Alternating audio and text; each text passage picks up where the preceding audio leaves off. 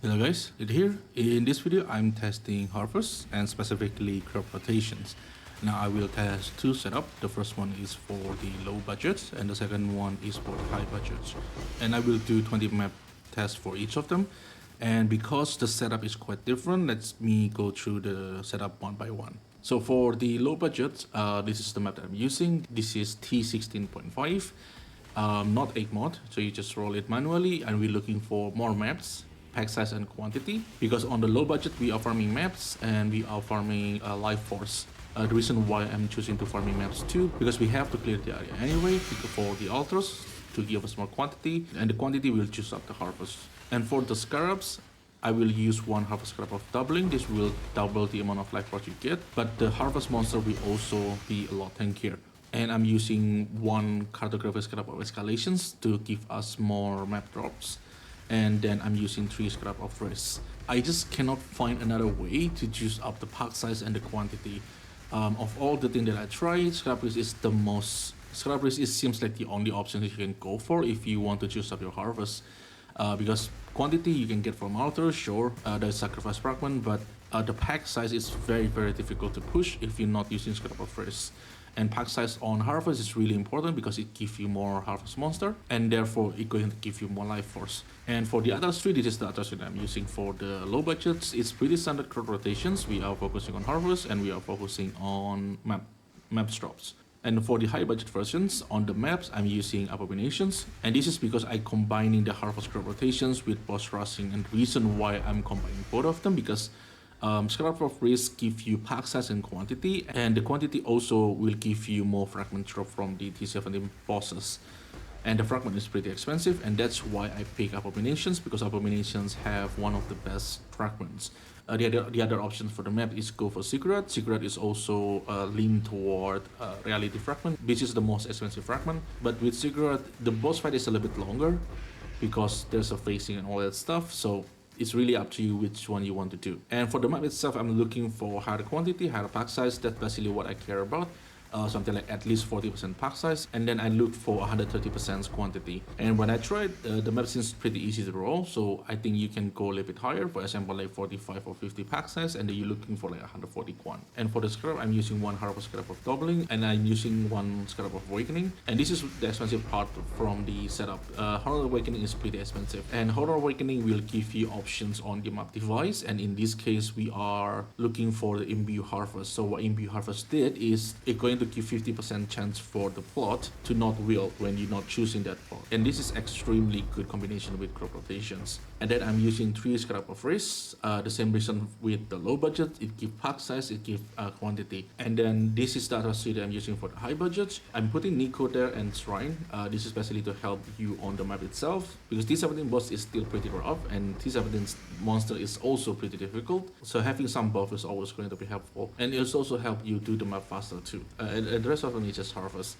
And for the altars on the T7, on the high budget versions, I do not take that much note on the altars. This is because on T17, because the map is big, if you have to like clean all the maps and go to the harvest, it's going to take too much time. After my testing, I think it's a lot better to just go to the boss, kill the boss and go to your harvest, and then do the harvest and get out from the map. It's going to cut a lot of time from your maps. And especially this league, the blue altars is getting nerfed, so quantity is not appear that much often. Quantity is basically the only altar effect that we're looking for. So that's basically the setup for both of them.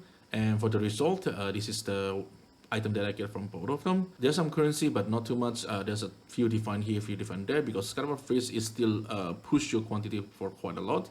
I will say on the high budget version, the currency drop is a little bit dry because you only get like 2 divine, and I do not get any Faldo because on T17, when you have good enough quantity on your maps and you put 3 scrap of race, it can push the quantity inside the maps up to like 400%, and usually you will get quite a lot of items from it. And on the high budgets, there's also like the post fragments. This is a big chunk of the profit. And then on the low budgets, we get quite a lot of maps. So this is the breakdown of all of them. And for the juice part, on the low budget, we are average around 5,400 life force per maps, which is I think is pretty good. And for the high budgets, we are average 14,500. I think this is the highest I ever get on the harvest. I think on last league my average is around 10k, but that one is using pretty mundane setup. For example, like sacrificial fragment to give the map more quantity, but it's not nearly as good as scarab of risk. And this is basically show how strong risk is, because it does increase pack size and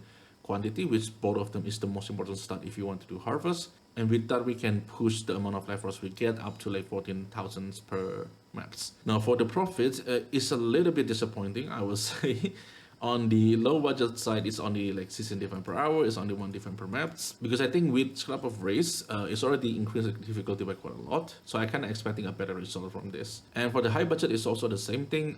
We are 1.5, 1.6 defense per maps, and like 19 divine per minute, 19 divine per hour, which is like kind of disappointing. I expect for a strategy that high budget to at least like 20 div per hour, but this one is barely reached there.